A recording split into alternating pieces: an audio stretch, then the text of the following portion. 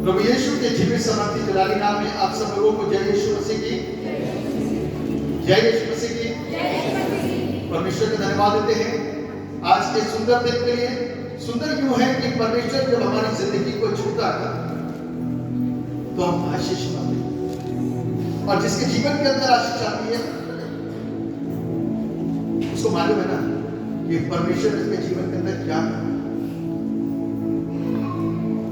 क्योंकि कई वर्षों से जब लोग आजाद होते हैं, जो बीमारियों से आजादी होती है, दुष्टात्माओं से आजादी होती है, रोगों से आजादी होती है, तो ये कोई और नहीं सिर्फ एक ही है, परमेश्वर जो हमको देखता सुनता और हमारे लिए उन जीवनों को लेकर के आता है जो असहाय थे हमारे, और अपने उनमें लौटना, लेकिन प्रभु हमको वापस देता है बुढ़ापे में। आप देख रहे तो बुजुर्गी के अंदर लोग हेल रहे दुष्ट आत्माएं हैं। क्यों? क्योंकि वो अभी तक सच्चे परमेश्वर के पास नहीं थे, उन सच्चाइयों को नहीं जानते थे, तभी दुष्ट आत्माओं में घिरे हुए थे। और कई बार तो इतने आदि जाने को पता ही नहीं चलता कि वो बीमारी में ग्रस्त है या दुष्ट आत्माओं में ग्रस्त है। लेकिन प्रभु को धन्यवाद देते हैं कि लोगों को छुटकारा मिला, लोग आजाद हुए, और परमेश्वर आने वाले दिनों में इससे भी बड़े बड़े काम करेगा। परमेश्वर आने वाले दिनों में इससे भी बड़े बड़े काम करेगा। लोग जिंदगी पाएंगे और लोग आशीष पाएंगे। आमीन। इससे पहले कि हम वचन में आगे बढ़े, अपनी आंखों को बंद करेंगे, दुआ करेंगे कि परमेश्वर इस वचन को हमको आज सिखाना, क्योंकि आज का वचन हमारी जिंदगी के बहुत महत्वपूर्ण है। दुआ करें। जीवित और शक्तिमान परमेश्वर, हम आपको धन्यवाद देते हैं आज के इस पवित्र दिन के लिए, सप्ताह के पहले दिन के लिए, आनंदित दिन के लिए, खुशियों से भरे इस दिन के लिए, विजय दिन के लिए आपको थैंक्स करते हैं कि आपने प्रभु हमारी जिंदगी के अंदर वो वक्त दिया, वो समय दिया कि प्रभु हम आपके नाम को महिमा दें, आपके नाम को ऊंचा उठाएं, और आपको जान पाए, आपको सीख पाए, आपको समझ पाए, ताकि आपसे हमारा प्यार हो सके। तो फिर हम आपको छोड़ किसी और अन्य श्रेष्ठ वस्तुओं की उपासना नहीं करेंगे। आप दया करेंगे हम करने अपनी बुद्धि का आत्मा को प्रदान करें। धन्यवाद प्रभु, आपकी प्रार्थना को सुना और मुझे इस्तेमाल करने जा रहे हैं।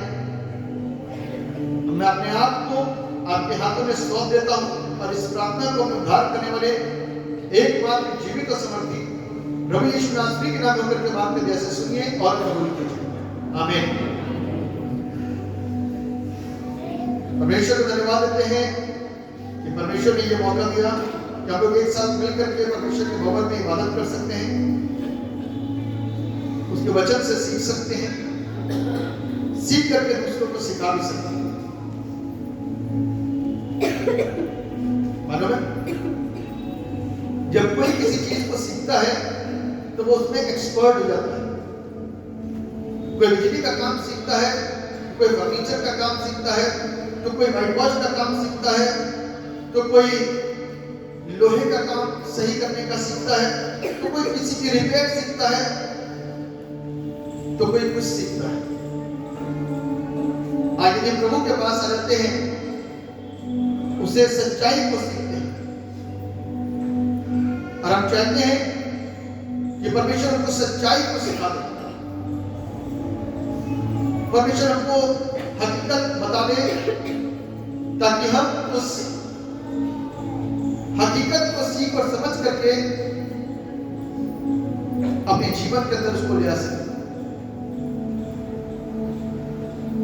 हमारा विश्वास है वो परमेश्वर हमको और आपको सुनता है, हमको और आपको समझता है।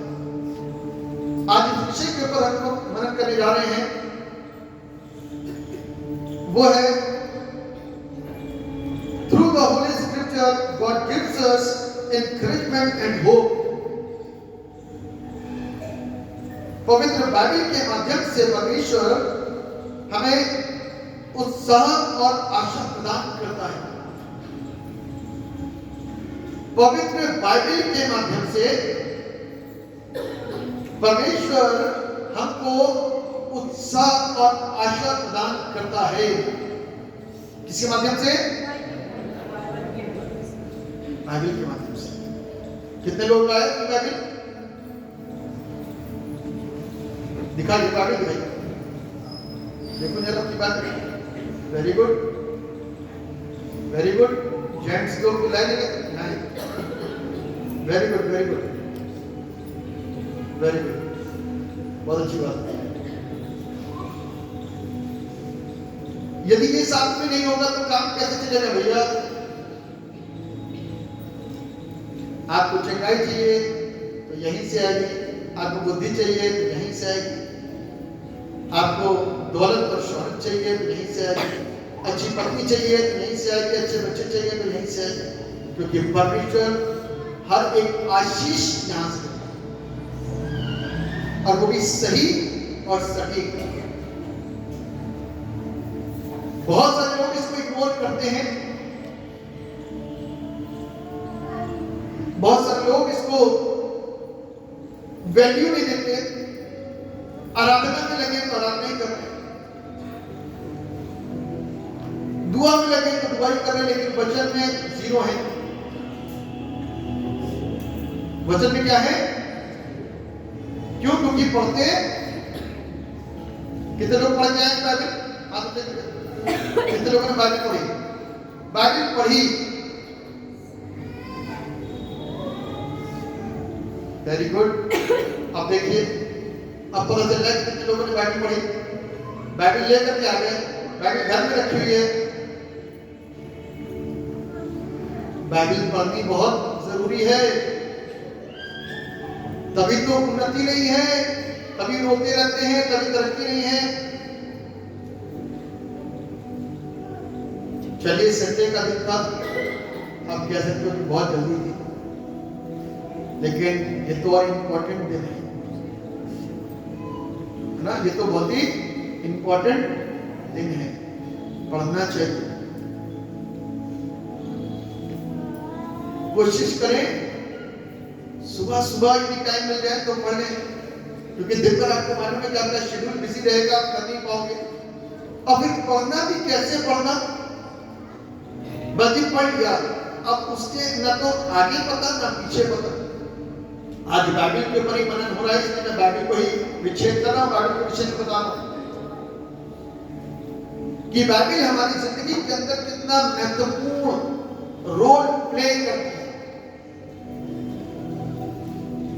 क्या है ये बाइबल, आपको मालूम है?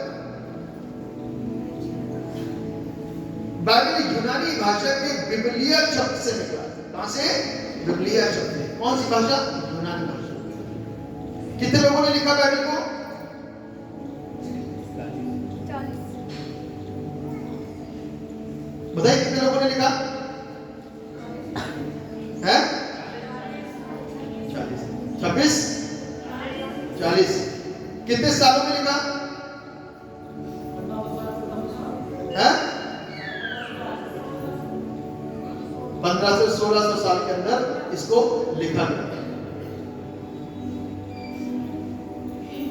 क्या है इस बाइबल के अंदर? कुछ है इसके अंदर कि कॉमिक्स के समान है, एक आम पुस्तक के समान है, जिसको जहां रखा हमारा किया उसके सामने अपने पैर पसार दिए, सो रहे पैर वही है, बाइबल वही रखी हुई है। इसीलिए मैं घर के अंदर ऑल्टर बनाने के लिए मना करता हूं, क्योंकि घर के अंदर लोग अब शब्दों का इस्तेमाल करते हैं, घर के अंदर लड़ाइयां होती हैं, घर के अंदर ऐसे शब्द निकल जाते हैं जो नहीं निकलने चाहिए, लेकिन ऑल्टर बना रखा है। ऑल्टर का मतलब नहीं पता कि होता क्या है, पाकिस्तानी किसको कहते हैं वो नहीं पता, लेकिन ऑल्टर बना रखा है। नए ट्रेंडिंग सब धर्म अपने अपने घरों के अंदर बनाते हैं, तो हम भी बनाएंगे, 2 कैंडल जलाएंगे और बाइबल बीच में रख देंगे, उसी में सेल्फी छिपा करके रख देंगे, उसी में अपने अपॉइंटमेंट का पेपर भी रख देंगे, सारे काम उसी से होंगे। आपके बारे में सारे काम उसी से सैलरी रखो, बढ़ेगा पैसा है। कितने लोग रखते हैं पैसा अपनी बाइबल के अंदर? सच बोलना। बाइबल के अंदर कितने लोग पैसे रखते हैं? सच बोलना। हाँ देखो, एक मिनट, अभी बहुत सारे लोग हैं, वो देखो, ये बहुत लोग हैं जो ऐसे काम करते हो। गलत है, गलत है।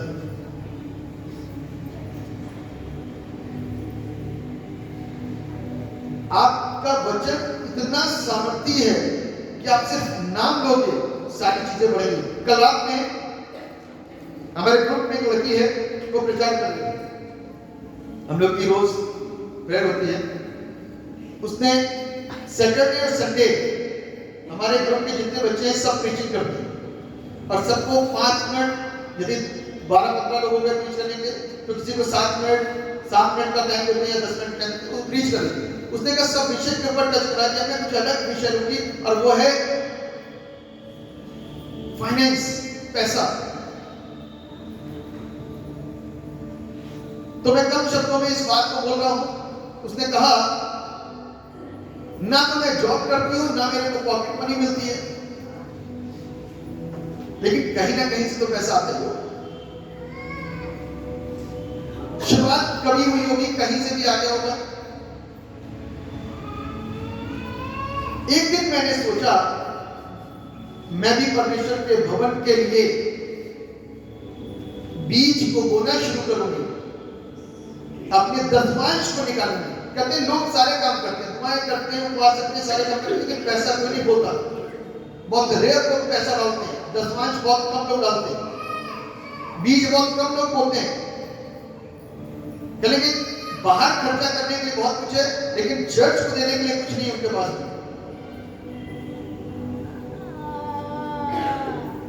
एक उदाहरण दूंगा मैं आपको। कल गई इस चर्च के लिए कितना काम हो रहा है, बहुत काम। आपको पता कितने लाखों का खर्चा होगा? आपको शायद आइडिया नहीं होगा, लेकिन फिर भी परमेश्वर मेरे लिए ऐसे ऐसे सहायक खड़े कर रहा है। मैं सोचता नहीं, मेरे पास फोन आता है, पादी साहब मैं चर्च नहीं को देना चाहती। यहाँ का बंदा ही नहीं, इस शहर का बंदा नहीं, हमारे चर्च का बंदा नहीं, हमसे बहुत दूर, सिर्फ यीशु के नाम से उसको छुटकारा मिला था, चंगाई मिली थी, बस। यीशु मसीह के नाम के द्वारा सिर्फ उसको छुटकारा मिला, तो चंगाई हुई। और परमेश्वर ने उसको दुष्टात्मा से आजाद करा, परमेश्वर को नौकरी से भरा, परमेश्वर ने उसको अच्छी उसकी मैरिज हो गई, वो इतनी खुश। और जॉब भी ऐसी वैसी नहीं लगी, गवर्नमेंट जॉब मिली, 5 महीने की सैलरी एक साथ मिल गई, तो 25,000 रुपये अपने चर्च में ट्रांसफर कर दिए। हमारे पास 5,000 आ गए, 5 महीने की सैलरी तो पूरे को देखने में हम चर्च में क्या करते हैं? अपने घर के लिए तो आप 10,000 का, मैंने सुना 4,000 का जूता, 5,000 का जूता, 3,000 का जूता, इतने 1,000 का suit. What you have done about the church? Have you ever think? कभी आपने चर्च के बारे में सोचा कि 25,000 का 10,000 का अमाउंट चर्च को दे? भाई साहब कैसे कर रहे हो क्या? 1,02,000 निकला था बस। चर्च कैसे मैनेज कैसे हो रहा है? चंदा सुनते हैं कि 8,000 10,000, अब बहुत चंदा आ रहा है चर्च के अंदर, खर्च नहीं करना। तो उस लड़की ने बताया कि मैंने प्रण किया कि आज से मैं बीज बोऊंगी चर्च के अंदर। तब से उसने अपने बीज को लेना शुरू करा, और तब से वो सरफराज हुई। कहता मेरे पर्स के अंदर कभी पैसा खत्म नहीं होता। हम लोग देने से घबराते हैं, लेना तो चाहते हैं, देने से घबराते हैं। कभी नहीं सोचते कि सारी आशीषें यहां मिलती है, कभी नहीं सोचते शादियां पास्टर्स कराते हैं, वो इंपॉर्टेंट होती है। चर्च जहां पे शादियां रचाई जाती है, वो जगह इंपॉर्टेंट होती है, वहां से रिश्ते जोड़े जाते हैं, वहां पर फीस देने में आफत आती है। और बाहर डेकोरेशन में लाखों रुपए, खाने में कई लाखों रुपए, पहनने में कई लाखों रुपए, देने में कई लाखों रुपए, लेकिन फीस को तोड़ेंगे, मरोड़ेंगे। पादरी 10,000 को मांग रहा है, आज जान निकल जाता है। रिश्ते तो वहीं से बन रहे हैं, चाबियां वहीं पड़ी जा रही है और एक फीस देने की बात में जान निकल जाती है, चर्च को देने में जान निकल जाती है। तो कल उस लड़की ने जब संदेश दिया और उस लड़की की उम्र मालूम कितनी होगी? हार्डली 14 से 15 साल बस, या 13 साल। कानपुर की लड़की। मैं हैरान था कि परमेश्वर सोचे डाल रहा है, ऐसे दिमाग के अंदर सोच डाल रहा है। कहते मैंने ज्यादा शुरुआत नहीं करी, मेरी शुरुआत बहुत छोटी थी, 50 रुपए से शुरुआत करी और तब से लेकर के रेगुलर हो रही हूं, मेरा पर्स खाली नहीं है, रेगुलर हो रही हूं। लोग चर्च को देने से घबराते हैं। भैया सारी आशीषों का सोर्स यही है, परमेश्वर का घर। ये वचन कहता है तुम मेरे साथ क्या करते हो? छल करते हो, धोखा देते हो, चोरी करते हो। सारे दशमांश परमेश्वर के भवन में आ जाए, बाइबल में लिखा हुआ है सारे दशमांश परमेश्वर के भवन में आ जाए। जब दशमांश की बात आती है तो लोगों को थोड़ा सा बुरा लगता है, पैसे की बात करना, बाहर तो खूब देकर के आओगे आप, मेहमान आ जाएंगे 10 तो खर्चा होगा कम से कम 1000 रुपया, खाना भी खिलाना है, मिठाई भी रखनी है, ये भी करना है, वो भी करना है, तब हजारों खर्चा खूब क्या होगे। लेकिन जब बात आती है कि चर्च में काम चल रहा है तो चिंता होती है। 500, 200, 1000, आई एम नॉट अगेंस्ट, और ना मैं कह रहा हूं, मैं तो सिर्फ इतना कह रहा हूं कि आप प्रार्थना करो, परमेश्वर काम तो करवाएंगे। लेकिन हम सीखेंगे कब? बाइबल में लिखा है, जिस बाइबल को हम निग्लेक्ट करते ना, जिस बाइबल की हम इज्जत नहीं करते, जिस बाइबल को हम पढ़ते नहीं, जिस बाइबल को कुछ नहीं करते, अपनी हर एक चीज की आजीज़ें यहां से लेते हैं। यदि मैं अपने घर में आकर के बाइबल ना पढ़ूं, विचार ना करूं, तो आपने आराधना करके खत्म कर दिया। मेरा प्रश्न होगा तुम अपने घर में कितनी प्रार्थना करते हो, बाइबल को पढ़ते हो? तब जवाब नहीं बनेगा। ब्रेड मीटिंग में लोगों क्या है, अपने घर में प्रचार ना करूं बाइबल पढ़ करके, तब कहोगे कि प्रचार तो किया ही नहीं। तब मेरा प्रश्न होगा तुम अपने घर के अंदर और अपने फैमिली को लेकर के कितनी प्रार्थना करते हो, कितना वचन पढ़ते हो, क्या सीखा तुमने? सिर्फ प्रार्थना करने से, सिर्फ दुआओं में जाने से कुछ नहीं होता। यदि फॉलो करो तो पूरा फॉलो करो। खुद बचना ही काफी नहीं और उनको बचाना, ठीक है ना? यदि हम अपने आप को बचाना चाहते हैं ना, तो दूसरों के लिए कोशिश करें, और थोड़ा बहुत नहीं पूरा बदलना होगा। भेद से बदला क्या हुआ? एक दो बातें नहीं जी, दुआ करना तो सीखा, लेकिन दान नहीं देंगे, दशमांश नहीं निकालेंगे, दिक्कत होती है। और मेरा एक्सपीरियंस इतना जबरदस्त कि मैं बता नहीं सकता। शुरुआत के सालों में तो दिक्कत हुई होगी थोड़ी बहुत, लेकिन उसके बाद से समस्याएं नहीं है। वो परमेश्वर चिड़ियों को खिलाना जानता है तो मुझको भी खिलाना जानता है। आमीन। सबसे बड़ी बात कि कभी किसी के सामने हाथ नहीं फैलाया, ना परिवार के सामने, ना किसी सामने। माँ बाप को अपने बच्चों के लिए करते ही हैं, लेकिन परमेश्वर ने जो इस वचन को हमको सिखाया है ना, उस वचन के द्वारा हम आशीषित होते हैं। इसको फॉलो करिए, इसको मानिए, परमेश्वर आपको आशीषित करे। लोग कहते हैं कि हमारे घर में पैसा नहीं है, कर्जा आ रहा है, ये हो रहा है, वो हो रहा है। अरे भैया,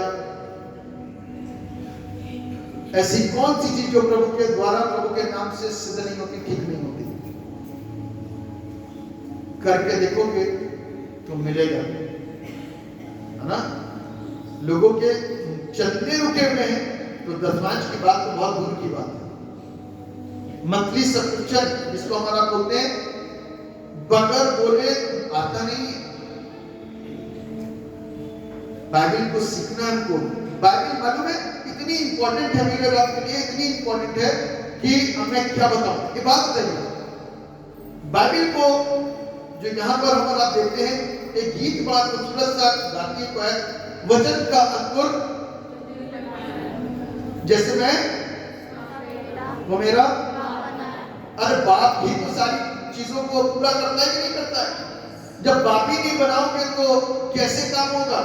जब पुत्र नहीं बनोगे तो काम कैसे होगा? पुत्र बनने का मतलब क्या है? पिता की अधीनता में रहना। यदि हम पिता की अधीनता में नहीं रहेंगे तो काम कैसे चलेगा भैया?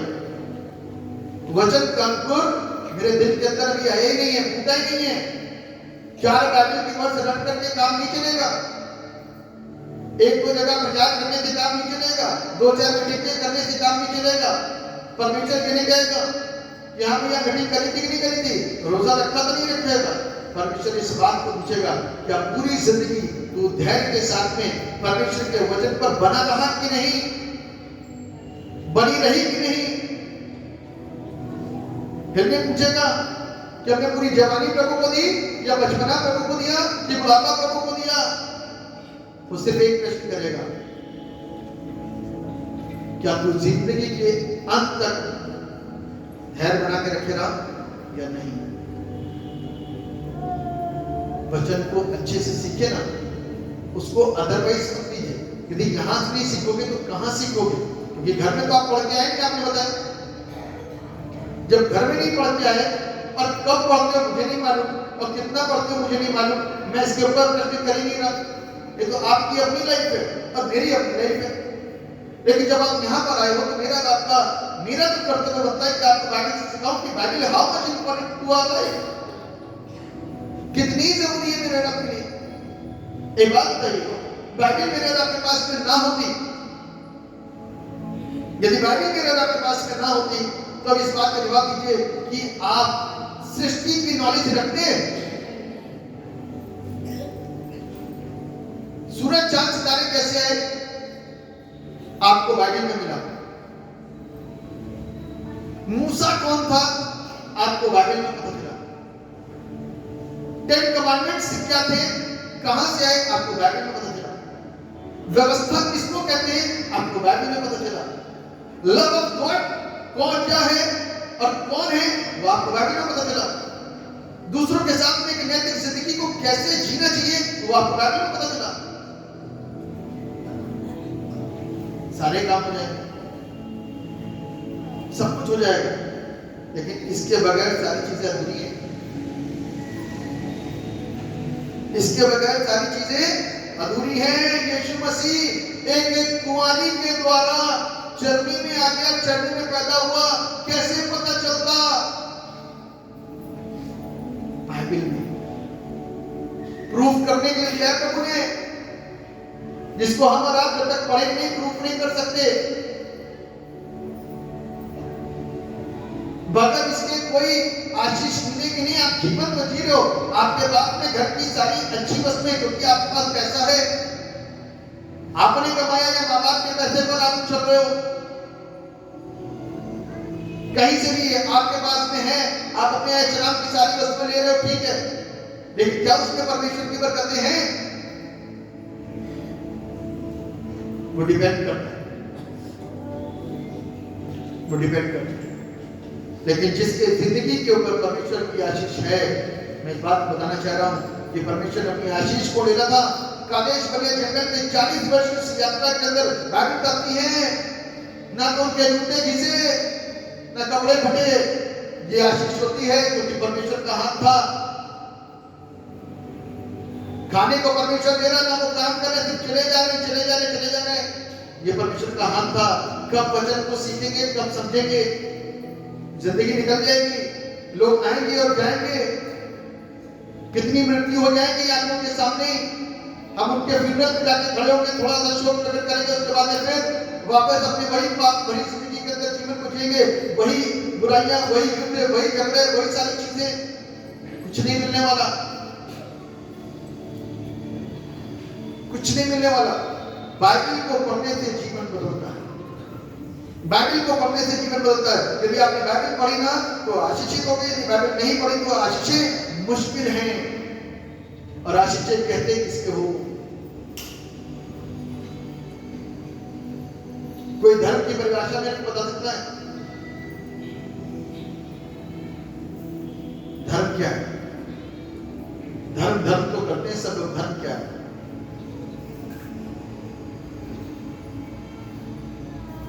कि एक मनुष्य परमेश्वर को जाने और एक मनुष्य मनुष्य को जाने। ये बाइबल में मिलता है लोग, वरना परमेश्वर के विषय में नॉलेज ना होती। यदि बाइबल हमारे आपके पास ना होती ना, तो हम भी यहूदियों के समान मूर्तों के सामने उपासना कर रहे होते।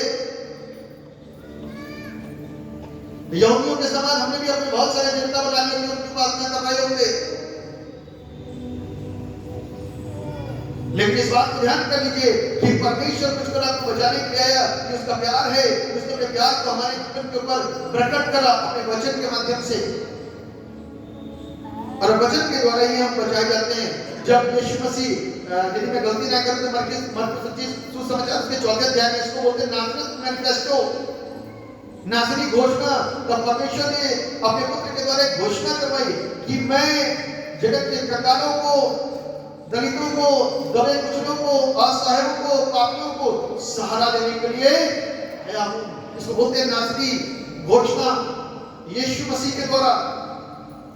और उसने यही काम किया। आज पापियों को बचाने के लिए वो आया, पाप से आजाद करने के लिए वो आया। लेकिन हम और आप उसको सहर्ष नहीं स्वीकार कर पाते। स्वीकार तो करते हैं लेकिन पूरी रीति से स्वीकार नहीं करते। डर लगता है, भयभीत होते हैं। बाइबल इस बात को कहती है, डरना उससे चाहिए जिसको कि प्राण और आत्मा दोनों पर अधिकार है। उससे मत डरो जो सिर्फ तुम्हारे शरीर को घात कर सकता है। सच्चाई को जानने के बाद सच्चाई को कोई स्वीकार नहीं करता तो ये उसके लिए दुख की बात है। भाभी हमको इस बात बता रहे, प्रभु ने तो अपने प्रेम को आदत के प्रकट कर दिया। एक कुमारी के द्वारा जन्म लेने के बाद उसने अपने प्रेम को जाहिर करा ताकि हमारे और आपके लिए वो न्याय कर सके। या बहुत सारी चीजों के अंदर आप न्याय के लिए होते रह जाते, रोते रोते मर जाते, लेकिन आपको न्याय नहीं मिलता। लेकिन यीशु मसीह मेरे और आपके लिए न्याय करता है। हम जो कुछ धरती में करेंगे ना, उसके कामों का सारा प्रतिफल मुझको और आपको ऊपर मिलेगा, तो वो न्याय करेगा। मेरे अच्छे बुरे कामों के द्वारा हर एक चीज का लेखा जोखा दिया जाएगा और पता चलेगा कि क्या हमने किया है धरती पर, हमारा रिजल्ट क्या निकला। मेहनत को बहुत करी, रिजल्ट क्या निकला, तब असली में परमेश्वर बताएगा। यहाँ पर तो कुछ भी आपस में गड़बड़ सड़बड़ करते रहे, कुछ भी गाते रहे, कोई अपने को कितना धर्मी बताता हो, गिनाता रहे, उसका कोई फर्क नहीं पड़ेगा। असली न्याय जब आएगा ना, जब वो बताएगा कि मैं तुमको बताता हूं कि तुम क्या हो, स्वर्ग जाने के योग्य हो या नहीं हो, तुम्हारे धर्म के काम कैसे थे और किस तरीके के थे मैं जानता हूं। आपस में तुमने जो भी करना था कर लिया, लेकिन मैं तुमको अब भेजूंगा असली जगह पर जो तुम्हारा घर है, या तो स्वर्ग या बाइबल पढ़ने के द्वारा ये नॉलेज हमको प्राप्त होती है। परमेश्वर का प्यार सारी मानव जाति के लिए कहता है कि तू अपने परमेश्वर से अपने सारे मन, प्राण, बुद्धि और शक्ति से प्यार कर। पहली आज्ञा। दूसरी आज्ञा क्या है? तू अपने पड़ोसी से अपने बराबर मोहब्बत रख। ये भी वचन में मिलता है मुझको आपको, ये भी वचन के अंदर हमको आपको मिलता है। लेकिन कई बार हम इसको नहीं पढ़ते ना, तो इसलिए अच्छी शिक्षाएं मिलेगा आपके जहन के अंदर कर नहीं पाते। ज्यादातर बातें हम नैतिक करते हैं, बाइबल के एक्चुअल वर्ड्स कोड करने में असमर्थ हो जाते हैं। नैतिक बातों को बाइबल से जोड़ने की कोशिश करते हैं, लेकिन परमेश्वर का कलाम तो एक्चुअल वर्ड्स में चलता है। एक्चुअल बात क्या है, और वही परमेश्वर मुझको आपको दिखाता है। कहता वो न्यायी परमेश्वर है, मेरा और आपका न्याय करेगा। आज यदि वचन हम और आप नहीं पढ़ेंगे तो मेरे और आपके लिए समस्याएं उत्पन्न हो सकती हैं। मेरे और आपके लिए समस्याएं उत्पन्न हो सकती हैं। यहाँ तो आप मस्त जीवन जियोगे और हंसते हुए मर के चले जाओ, टाटा बाय बाय करके। लेकिन जब आंख खुलेगी ना, यहां से मरने के बाद जब आंख खुलेगी ना, न्याय के समय में, तब पता चलेगा धनवान के समान कि बहुत जलन लग रही है। कोई भी हो सकता है उसको, मैं भी और आप भी। मैं अपने आप को आपसे अलग नहीं कर रहा, क्योंकि जितना वजन ये आप तक जा रहा उतना ही वजन मेरे लिए जा रहा है। आपके पास एक उंगली जा रही, मेरे पास 3 उंगलियां लौट करके आ रही। ये प्रश्न, ये सवाल, ये शिक्षा न सिर्फ आपके लिए बल्कि मेरे लिए भी है। इसीलिए हमको और आपको परमेश्वर के वचन को समझना है, और वचन को पढ़ने के लिए हमको समय देना पड़ेगा, ताकि इस वचन को हम अच्छी तरीके से सीख सकें। हवा में तीर न चलाएं। बाइबल क्या बताती है? वीर के हाथ से शिकार कैसे छीना जा सकेगा? बगैर वचन के कोई छीन सकता है? नहीं। बाइबल इस बात बताती है, जब यीशु मसीह की परीक्षा हुई तब इब्लीस सामने आ गया और आकर इस बात को कहने लगा, यदि तू चाहे तो इस पत्थर से कहती ये रोटियां बन जाएंगी। तो प्रभु यीशु मसीह तो रोटियां बना सकता था, क्योंकि वो परमेश्वर का पुत्र था। तो उसने रोटी क्यों नहीं बनाई? क्योंकि उसके पास कॉमन सेंस है, उसके पास में बुद्धि है, उसके पास में समझ है कि उसको करना क्या है। वो किस लिए धरती पर आया? वो अपनी वाहवाही ढूंढने के लिए नहीं आया। यदि ढूंढने के लिए आता तो फिलिपियों के अंदर उसके दूसरे अध्याय के अंदर ये ना कोट करता कि मैंने अपने आप को शून्य कर दिया, अपने आप को शून्य कर दिया। एक परमेश्वर, एक पिता, एक राजा, एक महायाजक अपने आप को शून्य करके बैठा है। पावरफुल बंदा अपने आप को शून्य करके बैठा है। जीरो बना दिया उसने, शून्य कर दिया उसने अपने आप। किसके लिए? ताकि मनुष्यों के साथ जीवन जिए। किसके साथ में? मनुष्यों के साथ में जीवन जिए। मेरे और आपके सामने एक ऑर्डिनरी इंसान बन गया। कैसा? मेरे जैसा दिखने वाला, मेरे जैसा काम करने वाला, मेरे जैसा दौड़ने भागने वाला, मेरे जैसी दिनचर्या। लेकिन फर्क सिर्फ इतना था कि वो जीवन का, उसका जो लाइफ स्टाइल था वो डिफरेंट था। हम झूठ बोलते वो झूठ नहीं बोलता था, हम गाली देते वो गाली नहीं देता था, हम नशा करते वो नशा नहीं करता था, हम विचार करते वो विचार नहीं करता था, हम क्रोध करते वो क्रोध नहीं करता था, हम जबरदस्ती झगड़ों में लगे रहते वो झगड़ा नहीं करता था, हम अपने माता पिता की इज्जत नहीं करते वो माता पिता की इज्जत करता था, हम अपने घर के कामों में हाथ नहीं मिलाते लेकिन वो घर के कामों में भी हाथ मिलाता था, हम चर्च से दूर रहते लेकिन वो 12 वर्ष की आयु से चर्च में रहता था, हम वचन की शिक्षा को सीख करके कुछ बात नहीं करते थे लेकिन वो बूढ़ों के साथ में बात किया करता था। हम समर्पित नहीं, वो समर्पित था। हमने कुर्बानी कभी नहीं दी, उसने कुर्बानी दी। This is the big difference. Ordinary तो वो बन गया, लेकिन हमने उसके ऑर्डिनरी होने का कुछ फायदा नहीं उठाया। क्या देखा क्या था? लोगों ने सिर्फ इतना देखा था, क्या ये यूसुफ की संतान ही है? क्या इसके और भाई बहन हमारे बीच में नहीं रहते? बिल्कुल रहते हैं। चेंज तो होगा जब कोई रूल पुरुष की सामर्थ्य आएगा, चेंज तो होगा। वो पवित्र आत्मा की सामर्थ्य और अपने पिता की आज्ञा का पालन कर रहा है। आमीन। वो पवित्र आत्मा की सामर्थ्य और अपने पिता की आज्ञा का पालन कर रहा है। और एक ऐसे जीवन को जी करके हमारे सामने ऑर्डिनरी बन करके जी रहा है, जिसको जीने में हमको और आपको शर्म आती है या लज्जा सी महसूस होती है। आज के इस बढ़ते हुए युग के अंदर यदि नशा ना हो तो मजा नहीं आएगा, बड़ी पार्टी के अंदर नशा नहीं हो तो मजा नहीं आएगा। ये एक लज्जा की बात हो जाती है। आप दिल्ली जैसे शहर में चले जाओ, बॉम्बे जैसे शहर में चले जाओ, आप इस बातों को देखने पाओगे। यदि वे नशा नहीं कर रहे हैं तो उनके लिए बड़ी लज्जा की बात है, शर्म की बात, उनकी इंसल्ट हो रही है, क्योंकि ऐसी कम्युनिटी के अंदर ऐसे लोगों के बीच वो उठ बैठ कर रहे हैं, तो उनके साथ ऐसा स्वभाव और ऐसा काम धारण करना ही पड़ेगा। लज्जा हो रही है। ऐसा ना हो कि एक दिन प्रभु से भी लज्जा मिल जाए, लेकिन कैसा परमेश्वर हर समय दुआ दुआ दुआ। उसने मेरे आपके लिए लज्जा नहीं करी। ऐसे पापी, घिनौने पापी, इनके लिए मैं जाऊंगा पिता? वो मेरे लिए आया, लज्जा नहीं करी, और हम उससे आज लज्जा नहीं करें। उसकी इज्जत को मेंटेन नहीं कर पाते, उसके प्रेम को मेंटेन नहीं कर पाते, उसकी आज्ञाओं को अपने अंदर बता के रख पाते, उसके लॉ को नहीं सीख पाते। लज्जा नहीं। कौन बाइबल अपनी इतनी बड़ी बाइबल हाथ में लेकर के जाएगा तो 10 लोग क्या बोलेंगे? ओ भैया पादरी बन गए हैं। अपनी बाइबल में आप घर से लेकर के निकलोगे तो लोग क्या बोलेंगे? अरे भाई ये भी पादरी बन गया, कल तक तो हमारे साथ में था, आज पादरी बन गया। तो कल तक जो थे वो थे, आज बदल गए। कल तक जो थे वो थे, आज बदल गया। परमेश्वर का वचन हमको क्या करने के लिए आया? पापी बने रहने के लिए नहीं आया, बदलने के लिए आए। क्या लिए है? जोर से बोलो ना, बदलने के लिए आए। यदि हम प्रभु के वचन को पढ़ करके और प्रभु में आने के बाद बदल नहीं रहे हैं, वही चोरियां, वही बेईमानी, वही काम, तो कोई लाभ नहीं है आपके यहाँ बैठने से। मैं तो दुआ करूंगा फरिश्ते आकर के दुआ करें हमारे साथ में, 4 लोग इंसान हो, बाकी के सारे फरिश्तों की फौज हो, तो वो भी हो जाएगा। लेकिन बाइबल हमको सिखाती है बदलने के लिए। यदि आज हम अपने आप को बदलेंगे तो परमेश्वर मुझको और आपको आशीषित करेगा। बाइबल हमको बताती है यीशु मसीह के विषय में, बाइबल हमको बताती है उसके शिष्यों के विषय में। पढ़ा कितने शिष्य थे, क्या क्या काम करे, कहां जाकर के काम करे। बाइबल तो आपके घर में सालों साल से कौन कौन सी जगह पर जाकर काम किए, क्या क्या विशेष बातें थी, क्या क्या किया शिष्यों ने।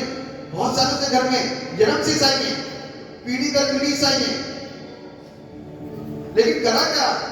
ये घर में रहने के बाद आपने कुछ भी हासिल नहीं करा। लोग कहते हैं कि घर में गाड़ियों को सीख जाएंगे, घर में गाड़ियों को सीख जाएंगे। कल मेरी किसी से बात हुई थी परसों, ये घर में तो चीजें सीख जाती, घर में तो रखी हुई है, अभी तक हम मसीह नहीं बन पाए, चर्च आना नहीं सीख पाए। चर्च आना इंपॉर्टेंट होता है, कोई एक्सक्यूज नहीं। यदि आप बाइबल को शेयर करते हैं तो 12 वर्ष से यीशु मसीह चर्च जाता था और पहले से जाता था, लेकिन 12 वर्ष का जिक्र है। आप तो उसको चर्च ना जाने बहादुरी की बात है, तो ये अफसोस है आपके ऊपर, आपकी शिक्षा के ऊपर। ये बहादुरी की बात नहीं, चर्च जाना इंपॉर्टेंट होता है। वहां से आप सीखते हो, क्योंकि आप घर के अंदर हम और आप बहुत सारी बातों को ना सीख पाते ना सिखा पाते हैं, लेकिन चर्च के अंदर पता नहीं हमको किसी की गवाहियों के द्वारा क्या आशीष मिल जाए, किसी के आराधना के द्वारा हमको क्या आशीष मिल जाए, किसी के वचन सिखाने के द्वारा हमको पता नहीं कौन सी बरकत मिल जाए। यदि आप एक्चुअल में मसीह हो तो सारी बातों को आप स्वीकार कर लोगे, मान लोगे, क्योंकि ये बाइबल सिखाई, मैं नहीं सिखा। क्या आपको नहीं मालूम है मुझे परमेश्वर के घर में होना जरूरी है? ये किसने बोला था? किससे बोला था? क्या आज के पेरेंट्स अपने बच्चों से, और क्या आज के युवा बच्चे अपने पेरेंट्स से सब बोलते हैं? नहीं। जब वचन का समय आता ना तो बाहर खड़े होते हो, मैं रिकॉर्डिंग में सब देखता हूं, मुझे सब मालूम है कितने बच्चे बाहर रहते हैं, और वो पेरेंट्स को बोल नहीं सकते क्योंकि उनसे डरते हैं। फिर मैं बोलता हूं तो आपको बुरा लगता है कि पादी साहब बोलते हैं, लेकिन मैं तो बोलता ही रहूंगा। मेरा तो काम बोलने का ही है, मैं तो बोलूंगा। गलत इसलिए बोलूंगा, मैं तो घर में बैठा ना, क्यों नाम लिखाई करने के लिए आ गए चर्च में? जो जिसने मजा आया हुआ हाथ उठाने में हुआ काम को कर लिया, लेकिन बाकी पूरे समय जब वचन सुनने के बाद जो वचन हमको बदलता है, उस समय बाहर बैठे ऑटो में मस्त बैठे मोबाइल चल रहे हैं। ऑटो में बैठ करके क्या चल रहा है? मोबाइल चल रहे हैं। पेरेंट्स अच्छी बात है, बता दो आपकी शिक्षा यही है अपने बच्चों के लिए।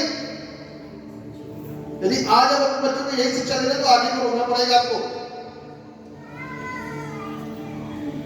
क्योंकि आप बाइबल नहीं सिखा रहे हो। बाहर तो हर चीज के ऊपर उंगली उठती है, लेकिन बच्चों के ऊपर कोई उंगली नहीं उठाता। बच्चा तो बहुत सेफ है, हमको सीखना चाहिए। ये बाइबल सिखा रही, मैं नहीं बोल रहा। आप लोग भी दुआ करते हो पादी साहब, प्रभु पादी साहब को ऐसी सामर्थ्य देना, वचन देना हो, जुबान उनकी हो, सामर्थ्य देनी हो, जुबान उनकी हो, तो परमेश्वर का कलाम सत्य बोलने के लिए बोलता है। यशायाह नबी की पुस्तक उसका 51 अध्याय के अंदर कहता है, गला खोलकर पुकार, कुछ भी ना रखो, और नरसिंगे का सा ऊंचा शब्द कर, और इस्राएल कौम को उसका पाप।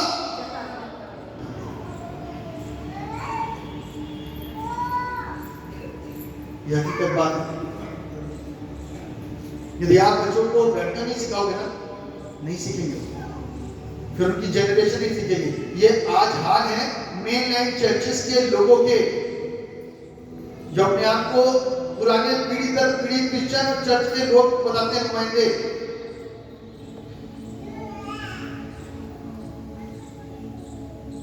आप ऐसा करोगे तो बाहर से आने वाले लोग क्या सीखेंगे? वो आपको देख करके बोलेंगे वो भी तो बैठा बात। मेरे प्रियो, वचन बहुत कड़वा है, बहुत कठिन है अपनाना और मानना।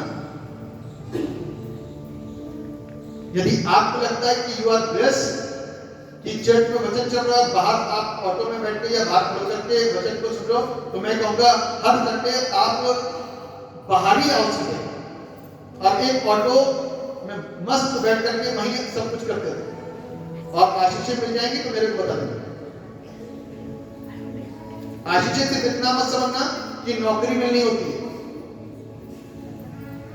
लाइफ को जीना पड़ता ना, तो इंसान बाहर से तो हंस रहा था लेकिन अंदर से रो रहा होता है। बच्चों की शादियां नहीं होती ना, बच्चे पेरेंट्स से पूछो क्या होता है उनके ऊपर। बेटियों की शादी नहीं होती तो पेरेंट्स से पूछना क्या होता है। लड़कों को नौकरियां नहीं मिल रही होती है, अच्छे या पत्नी खराब आ गई या पति खराब मिल गया, तब पूछना क्या होता है। माँ बाप इसी में खिंचे रहते हैं।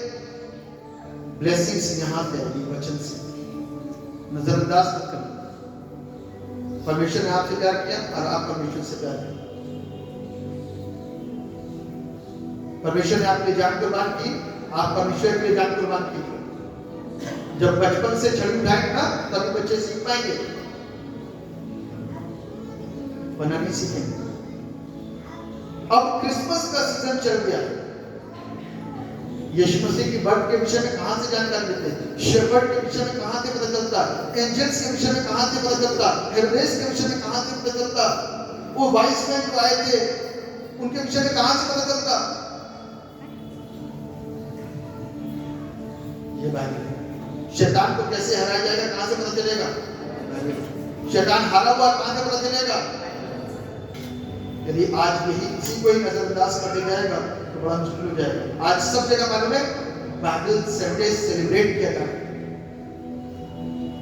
सब जगह। Thanks to the Bible society, thanks to the interpreter जिन्होंने इसको कई भाषाओं के अंदर इंटरप्रेट किया, अनुवाद किया। बाइबल सोसाइटी के लिए, बाइबल सोसाइटी को डोनेशन देने वाले लोगों के लिए जिन्होंने इतने लाखों करोड़ों में डोनेशन दिया है, इसके चलते ये बाइबल चंद रुपयों में हमारे पास में, मात्र 260 रुपए में आज हमारे पास में अवेलेबल हो रही है। वो भी अभी लेटेस्ट रेट बढ़ा ना, 200 तक में मैंने आपको बाइबल दी है। उनके लिए प्रार्थना करें जिन लोगों ने ज्यादा पैसे देकर के हमारी इतनी मोटी किताबें यदि साइंस की हो ना, हजारों में जाती है उसकी कॉस्ट, 700, 800, 1000। ये बाइबल मात्र 260 में। और ये वो पुस्तक है जो जिंदगी बदलती है, हमको जीवन के सही मायने सिखाती है।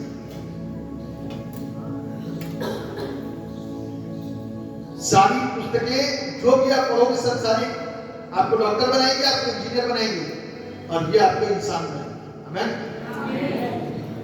ये आपको इंसान बनाएंगे, क्योंकि हम इंसान ही थे और ये हमको इंसान बनाते। इंसान मतलब सही बनना। डॉक्टर बनकर के अहंकार रहता है, इंजीनियर बनकर के अहंकार रहता है, कुछ ना होकर के भी अहंकार है, लेकिन इसको पढ़ने के बाद में हम अहंकारी होते इंसान बन जाते हैं। इसलिए ये हमारे और आपके लिए बहुत महत्वपूर्ण और जरूरी है। मेरे प्रियो, मेरे शब्द आपको बेशक बुरे लग सकते हैं, लेकिन आज बुरे लगेंगे, कल के लिए वो आशीष होगी, है ना? कल के लिए क्या होगी? आशीष होगी। जब पेट में गड़बड़ियां होती है, समस्याएं होती है, चेहरे के अंदर उनसे दानत लोग कड़वी चीजों का सेवन करते हैं ताकि वो कड़वाहट से अंदर का सारा सिस्टम सही हो, फिर आगे को सारी चीजें सुधर सके, सही हो सके। तो आपको ये कलाम यहीं से मिलता है, यहीं से ही कड़वी बातें निकल रही हैं, यहीं से ही मीठी बातें निकल रही हैं। ये मेरे अपने दिमाग के ऊपर नहीं है, क्योंकि जो मैं बोल पा रहा हूँ वो भी बाइबल से बोल पा रहा हूँ, तो यहाँ से नहीं बोल रहा हूँ। और वो बेशक आपकी लाइफ के ऊपर फिट बैठ रही हो, वो बात अलग है, लेकिन ये बाइबल की बातें हैं, क्योंकि परमेश्वर ने इंसान को सिखाने के लिए बाइबल को इस्तेमाल बनाया और इंसान को बताने के लिए, उसको सही शिक्षा देने के लिए बाइबल दी है।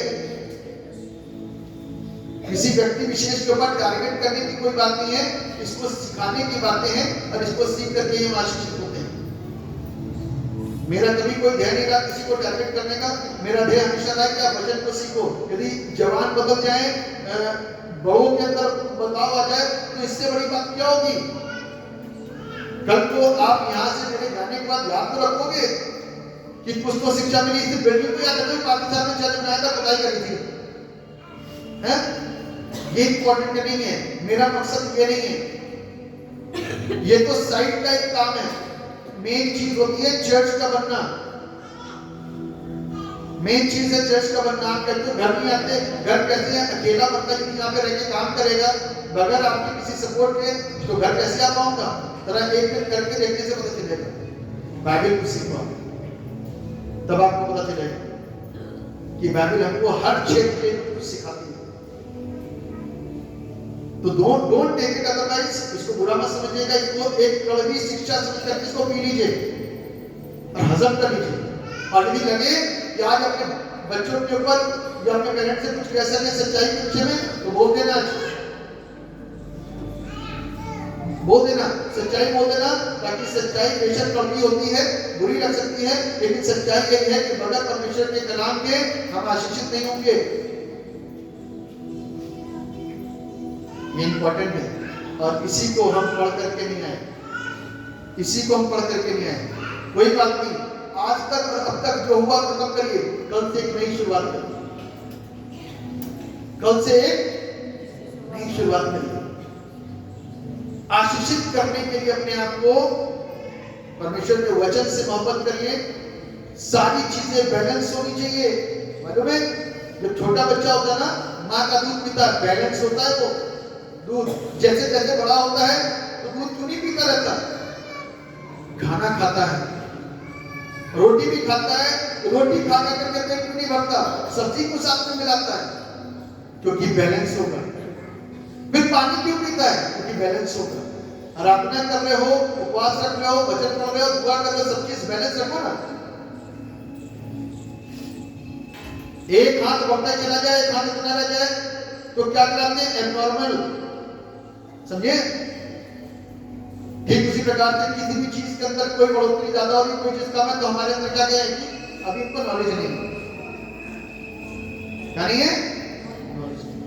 वचन की नॉलेज रखिए। जब हम वचन को अपने साथ में रखेंगे तो आशीषित होंगे। यदि वचन को अपने से अलग रखेंगे, दूर रखेंगे, तो आशीषित होंगे। नफरतों को करके वचन से कोई कुछ नहीं प्राप्त करता है। वचन से तो प्यार करना पड़ेगा, तब आप दूसरों से प्यार करते हो। यीशु ने प्यार किया, लोगों ने उसके ऊपर कोड़े मारे, कांटों का ताज बनाया, पीठ होके, लेकिन वो कलवरी क्रूस के ऊपर टंगे में क्या कहता है? बाप ने माफ कर, क्योंकि ये नहीं जानते। अब हम आप इस बात को जानते भी हैं, वोट भी करते हैं वक्त वक्त पे, जानते भी हैं और वक्त वक्त पे क्या करते हैं? वोट भी करते हैं, लेकिन क्या फायदा होगा? बाइबल तो पूरी जानते, लेकिन फायदा क्या होगा? फायदा ये बाइबल कहती दी गई है, फायदा क्यों नहीं? और फायदा कुछ नहीं। परमेश्वर से प्यार करें, उसके वचन से प्यार करें, प्रार्थना करें, आज्ञाकारी बने, पालन करें, उसकी आज्ञा का पालन करें, उसके वचनों का पालन करें, उपवास भी रखें, दुआएं भी करें, तत्वांश भी डालें, बीज भी बोएं, जैसा परमेश्वर आपको अगुवाई करे। कोई काम को प्रेशर से ना करें, संतुष्टि के साथ नहीं, तो जीवन लगेगा। प्रेशर के साथ में काम करोगे तो कुछ नहीं लगेगा, और जबरदस्ती कुड़कुड़ाओगे किसी काम को करने में तो मत। फ्री लाइफ, बिल्कुल फ्री, तब पता चलेगा कि जीवन क्या है। प्रेशर के साथ में तो हम कुछ नहीं कर सकते, लेकिन फ्री होकर के सब कुछ कर सकते हैं। आज सोचिएगा बैठ करके कि पादी साहब ने कुछ सही बताया कि कुछ गलती बताया। मुसीबतों को और समस्याओं को हम और आप कैसे प्राप्त करते हैं मालूम है? उसके ऊपर विजय कैसे प्राप्त करते हैं? सिर्फ यीशु के सामर्थ्य से। बड़ी बड़ी बीमारियों ने बताया कि एक्सीडेंट, ट्रक एक स्कूटी को यदि मार रहा टक्कर, तो कौन बचाएगा बताओ? परमेश्वर बचाना। यदि ट्रक में जरा सा भी कुछ और उल्टी सीधी लग जाती, मुझे मालूम है एक बहन थी और उसके चपेट में आई और वो सीधे टायर के नीचे खत्म। सेकंड्स का काम होता है, यह आसानी से बताने वाली और आसानी से कहने की बात नहीं है। लाइफ तो जरा सी है, पता ही नहीं आपको कब है कब नहीं है। एक ठोकर इंसान को मृत्यु के आगोश में ले जाती है, एक सर का दर्द जी का जंजाल बन जाता है। छोटी सी तकलीफ सर में दर्द हो जाए, अब बिल्कुल ऐसे ऐसे घूमोगे। क्यों? क्योंकि अब पूरा शरीर डिस्टर्ब हो रहा है। कौन बचा रहा है? परमेश्वर। मालूम है, we people are blessed people because we are baptized and we are partaking in the holy communion. हम लोग प्रभु भोज में शिरकत करते हैं और बैप्टाइज हैं, इसका एक बहुत बड़ी ब्लेसिंग है। पता नहीं आप उसको कितना सीरियस लेते हो कितना नहीं, लेकिन मुझे मालूम है कि ये एक बड़ी ब्लेसिंग है। तभी प्रभु ने कहा मेरी यादगारी में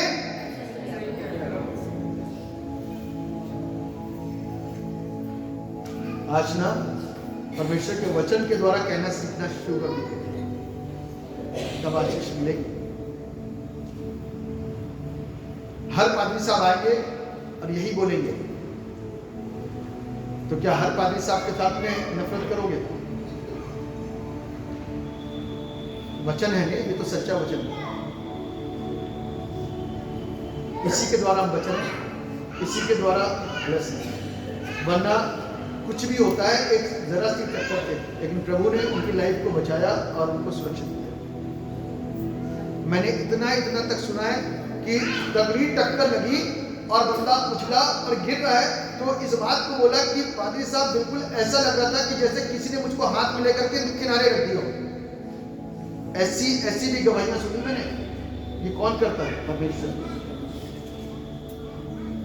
इसलिए उससे प्यार करिए, उसके वचन से प्यार करिए। ये हल्की बात नहीं है। आप एक सच्चे विश्वास में जीवन को जी रहे हो, एक सच्चे परमेश्वर के साथ में हो, आप आशीषित लोग हो। उसको मतलब का ईश्वर मत बनाओ, फायदा आपका कुछ नहीं होने वाला। आज चंगे हो जाओगे कोई दिक्कत नहीं, लेकिन स्वर्ग के अंदर स्थान नहीं मिल पाएगा। स्वर्ग में स्थान बनाना है कि नहीं बनाना है? कैसे बनाओगे? धोखा दे करके, बेईमानी करके? सच्चाई के साथ हम तब स्वर्ग में स्थान बना सकते। सत्य को जानोगे, सत्य तुमको सत्य तुमको आजाद करेगा। और ये वचन क्या है? सत्य। बाइबल कहती है मार्ग, सत्य और जीवन। जो बताया वो मार्ग था, इस पे चलना पड़ेगा। जिसके विषय बताया वो सत्य था। जो प्राप्त करोगे मार्ग में चलते वो जीवन है। ये सारी चीजें कौन है? प्रभु यीशु। तब मार्ग, सत्य और जीवन, बगैर उसके कुछ भी नहीं। गीत गाते ना, बिन तेरे में यहोवा तेरी जरूरत। तो आज हमको और आपको उसकी जरूरत है। इसके बगैर यदि हम हाथ पैर मारने की कोशिश कर रहे हैं तो कुछ नहीं मिलेगा। सारे काम उसी के सपोर्ट से होंगे। इसलिए प्रार्थना करिए, आशीष परमेश्वर आपको आशीष दे। दुआ करिए। जीवित और समर्थी पिता परमेश्वर, राजाओं के राजा, प्रभु के प्रभु, सर्वशक्तिमान परमेश्वर, हम आपको धन्यवाद देते हैं इस बात के लिए कि कलाम हमारी आत्मिक उन्नति के लिए, हमारी नैतिक जिंदगी के लिए सबसे अधिक महत्वपूर्ण है। अब प्रभु इसकी शिक्षा को हमें ग्रहण करना बहुत जरूरी है। वचन के शिक्षाओं की आदतों को बनाना हमारे लिए बहुत जरूरी है। थोड़ा कठिन लगेगा, साल भर तक कठिन लगेगा आदतों को बदलने में, लेकिन एक दिन जिस दिन आदतें बन जाएंगी उस दिन आनंद आ जाएगा। प्रभु अपनी दया को करिए, हम सबको आशीषित करिए। जितने लोग यहाँ भाई बहन, छोटे बच्चे, बड़े बुजुर्ग बैठे हैं प्यारे पिता, आप सब पर अपनी दया को बनाना, सबको आशीष करना। आज का वचन किसी को बुरा न लगे, आज का वचन उनको ऐसा लगे कि उनको एक सही रास्ता मिला, एक बरकत मिली। आप दया करेंगे, हम बरकत पाएंगे। प्रभु आप सब पर अपने अनुग्रह को बनाइएगा। यदि किसी के साथ में कोई समस्याएं चल रही हैं, मैं इस बात को देख पा रहा हूं कि किसी के साथ में कुछ समस्याएं चल रही हैं और वो अपने दर्द को, अपने गम को छिपाए हुए अंदर अंदर, वो चाहकर भी उनको अपने परमेश्वर के पास ला नहीं पा रहे। In the name of Jesus आज से बंधन हटे और रास्ते खुलने शुरू हो जाए। प्रभु यीशु के नाम में वो ब्लेसिंग को रिलीज करता हूं उन लोगों की जिंदगी के ऊपर। धन्यवाद कर पिता, आपने हमारी दुआओं को सुन लिया, आपका धन्यवाद। सारा आदर महिमा गौरव आपको देते। दुआ को उद्धार करने वाले एकमात्र जीवित और समर्थी प्रभु यीशु नासरी के नाम में होकर के मांग लेते जैसे सुनिए और कबूल कीजिए। आमीन।